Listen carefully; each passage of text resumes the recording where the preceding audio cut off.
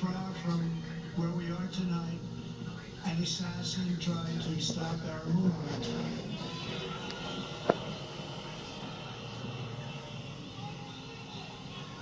And this is the greatest political movement by far in the history of our country. Tried to stop it. But that brush with death did not stop us. It only made us more determined to finish the job that we had only just started.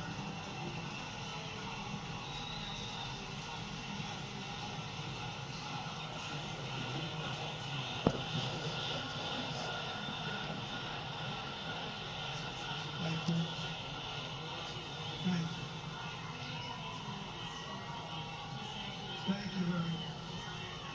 This is a frisky group.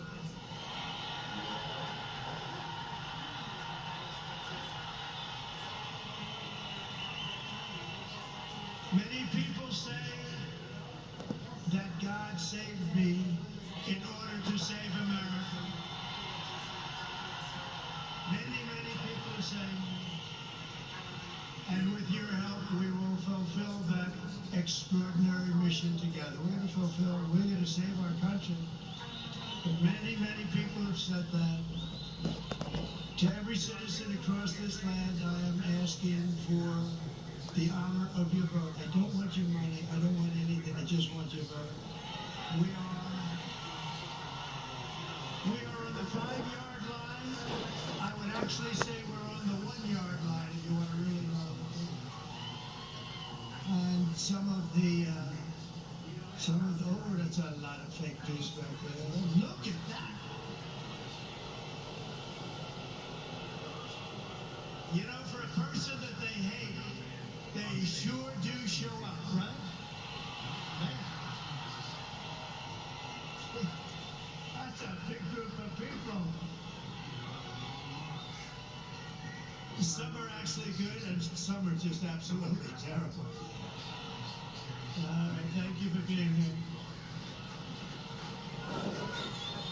It shows that ratings are more important than hatred. I've always said that. As your president, I will fight for you every single day with every breath in my body. I will fight. Together we will save this country. We will defeat the corrupt system in Washington, and America's future will be an absolutely incredible one. That's what it is. But we got to start immediately. It can't wait any longer. It's not going to be possible. This is all you really need to know. It's simple, not particularly beautiful as a statement, but very simple. It's Kamala broke it, I will fix it.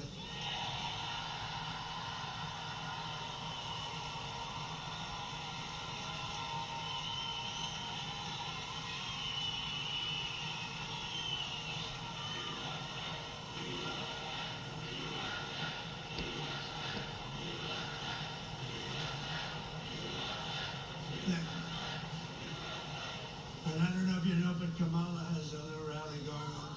And when I say little, I mean little.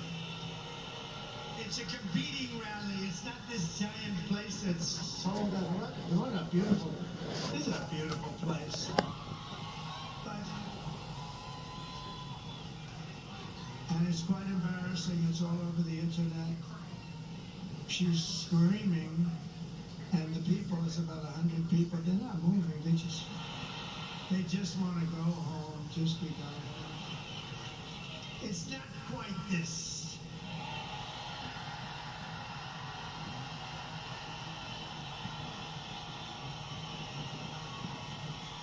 You see the front row?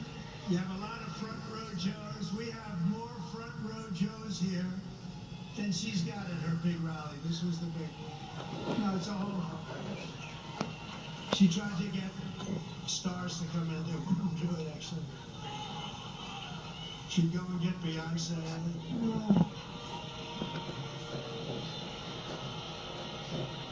Beyonce would come in. Everyone's expecting a couple of songs. And there were no songs. There was no happiness. It's just like, give me my check. I want to get out of here.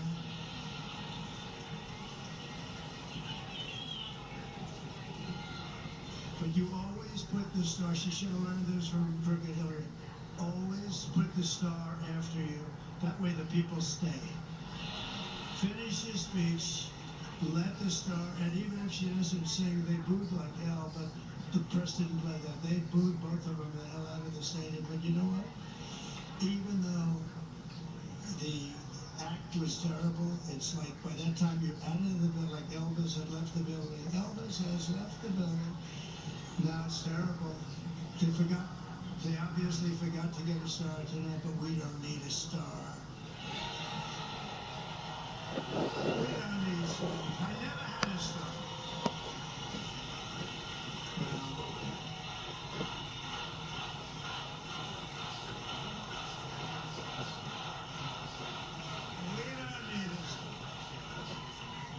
Just to bring it back into seriousness, we don't need a star because we have policy.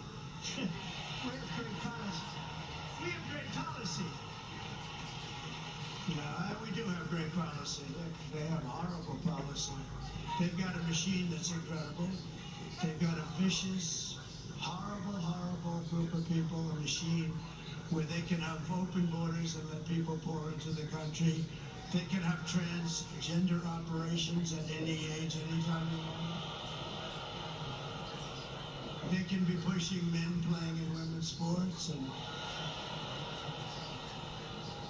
and because they have, because she's just a vessel, and Joe Biden is just a vessel. It's a group of very powerful people that are probably people that hate our country and they want to destroy our country. Somebody said, are they dumb? Well, who would have these? It's embarrassing when I say, we will keep men out of women's sports. I'm saying, can you imagine saying that 10 years ago? They'd say, this guy's cracked up. This guy's crazy. Who the hell's going to have men playing? Did you see the Olympic boxing? Two people who transitioned. They transitioned from men to women and just a light jab. That was the end of that one.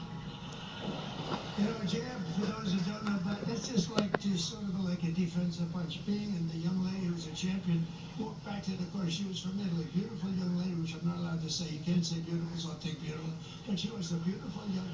In politics, you're not allowed to call a woman beautiful anymore. It's the end of your career. So please delete the word beautiful. Thank you very much. Well, 60 Minutes deleted the whole damn answer. So I'm allowed to do that, aren't I, Susan Wiles? But America will be bigger, better, bolder, richer, safer, and stronger than ever before. Tomorrow you have to stand up and tell Kamala that you've had enough, you can't take it anymore. She's the least talented person we've ever seen in government.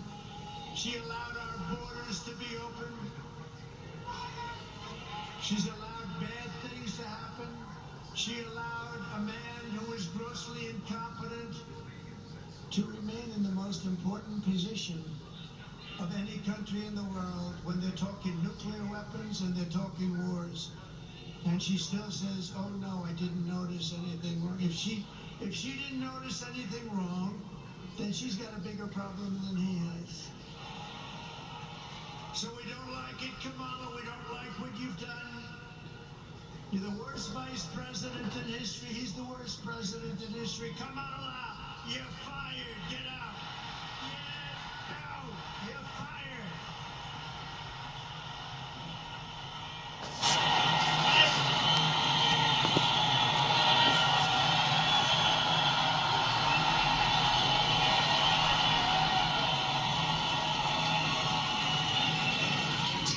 Joining me now, Ben Domenech, editor-at-large for The Spectator, and Katie Pavlich, both are Fox News contributors. Katie, watching the close there.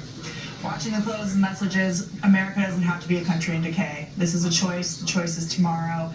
He's talking directly to the American people about the fact they don't have to live with the status quo, with this despair, that there is a change that can be made tomorrow, and he's doing it in the place that he has to win and take off the board for Kamala Harris. And it's striking when you watch the rallies, the people who are at the rallies. Obviously, they all care in some way about the country, but he's always surrounded by kind of the hard hat types. There were a lot of women actually there tonight and yesterday.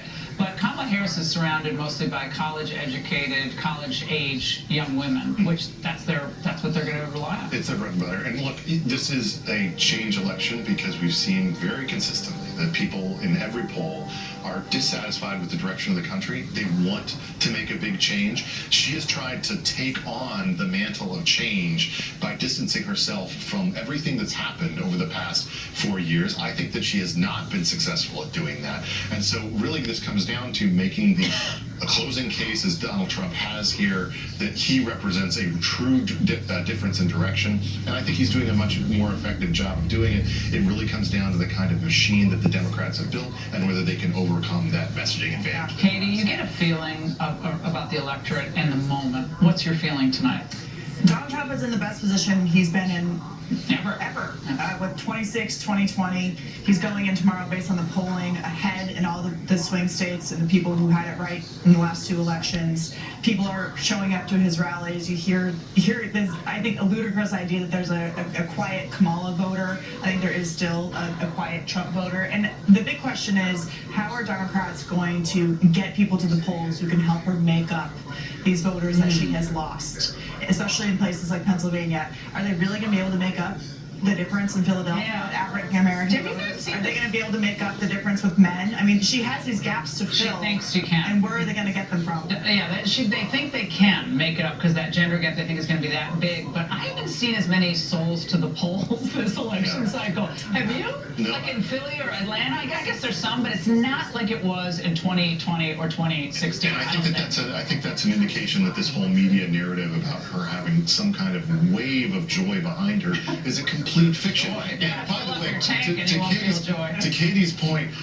the idea of a quiet Kamala voter, I haven't met that person. I met a lot of people who are not quiet about it, but I think that the truth is Democrats are trying to grasp onto straws here because they see the fundamentals, and the fundamentals suggest in an election about the economy, the border, and international security, that's something where Donald Trump... Tell us about the TikToker you were talking about when we were watching Trump, the TikToker who was mad today because Kamala won't address the Gaza war. So apparently she was sitting down with this TikToker. Big audience. She had some serious, Arab American, and some serious questions about how she's going to handle the Middle East, and she wanted to talk about spices, kitchen spices. I mean, Ben, you know more about the story than I do. I'm not on TikTok. They're making interview. Some kind of pizza. The idea is that very she was suggesting bacon, and then she said maybe I can make a whole segment about how I like anchovies or something like that, and they just killed the whole thing.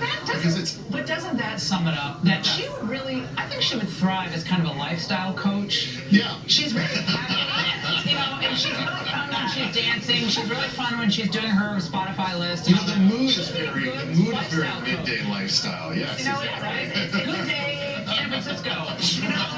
Further emphasizes what's been lacking with her campaign, and that's authenticity. She's always trying to fake her way through these conversations, through the campaign, changing her argument from last week to this week. At the DNC convention, they brought out all of these American flags and they put the camo hats on, even though they've been vilifying those things for years. And most importantly, she was part of an administration telling people that the inflation crisis doesn't exist, and now all of a sudden she wants people to think she not only feels their pain, but she's going to make it better. Which is why Trump's closing argument about fixing it is going to resonate. Her motto should have been, I broke it, and I'll try my very best to fix it. Yeah. I mean, come on. I broke it, maybe I'll try and buy it. Yeah, maybe I'll try and rebrand it. Ben and Katie, thank you. 2016, I will tell you that.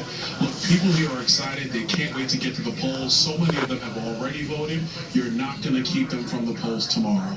And Byron, again, these kind of, it seemed to me very inflated and perhaps fake stories about, well, Kamala's feeling like they have it in the bag, or they're cautiously optimistic, so they're confident they're not mentioning Trump by name. These always seem to be curated and highly choreographed stories to perhaps depress Republican turnout. What do you say to voters tonight who are reading those types of stories? The first thing I would tell voters tonight is don't worry about those stories. they are going to make the story tomorrow when they make Donald Trump the 47th president of the United States. Number two, the big issue for Kamala Harris and the Democrats is that minority turnout is down in early voting, and that the urban areas are not turning out the way that they thought. That's why they have to come out with celebrity after celebrity after celebrity, because they're not excited about Kamala Harris. She's done nothing to earn their vote. It's showing up in early voting numbers. But this is in the hands of the American people tomorrow.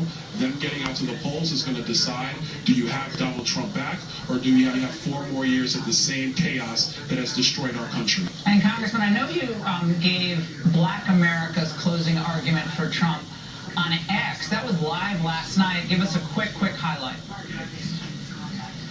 Quick highlight is simple. When Donald Trump was president, wages adjusted for inflation were up. Our borders were secured. The world was at peace. Black Americans were getting ahead. The wage gap was shrinking. All of that economic success was because of Donald Trump, and we can have it again. But it's incumbent on Black Americans especially to actually look at the policies and support the person that will make America great again. It's without a doubt Donald J. Trump. You bet. It's a realignment happening, and everyone should enjoy this moment. Congressman, And I say amen to that. And God bless you and have a great evening. Time for me to hit the sack at 81 years old.